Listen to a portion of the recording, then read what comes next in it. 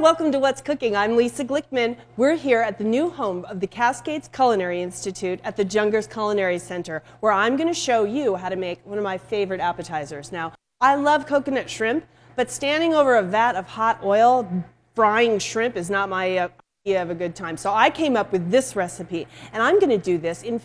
So this is going to be coconut shrimp wrapped in Phyllo. Then we're going to serve it with an apricot horseradish dipping sauce. So it's going to be sweet and spicy. You're going to love this.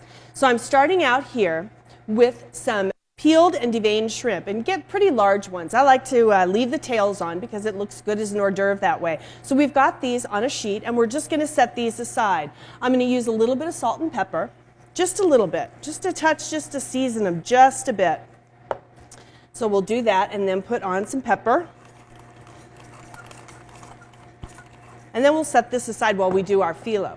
Now, a lot of people are afraid of Phyllo. Don't be afraid. The trick to doing great Phyllo is to take your time. Let it thaw out at room temperature just until it takes the freeze off of it, and then put it in the refrigerator so that it stays nice and moist. If you try to use it too soon, that's how it falls apart. So here I've got my Phyllo pastry, and I've laid out the pastry, and then I have brushed some melted butter on it, and then sprinkled it with some unsweetened coconut. So I've got 2 layers, and I'm going to do 3. So I'm going to do this last one for you. You always want to keep your Phyllo pastry covered with a damp towel. That will keep it nice and moist and won't let it dry out. So carefully just pick up that Phyllo pastry, and then I'm laying it right on top of these 2 that I've already done. Okay? And remember to replace your towel. So I'm going to brush this with some melted butter, and then I'm going to toss some unsweetened coconut on it. Just like this. Nice even layer. Make sure you get to all the edges. Just like that. And then just dust like a fine layer of your unsweetened coconut. Okay? So we have 3 layers: Phyllo, butter, coconut, Phyllo, butter, coconut. Now we're going to cut this into strips. So I'm going to go down the middle. This makes them even, and then down the center like this. This way I've got 4 sections where I can make some strips. Okay? Once we have our strips, we're going to carefully pick those up, one at a time,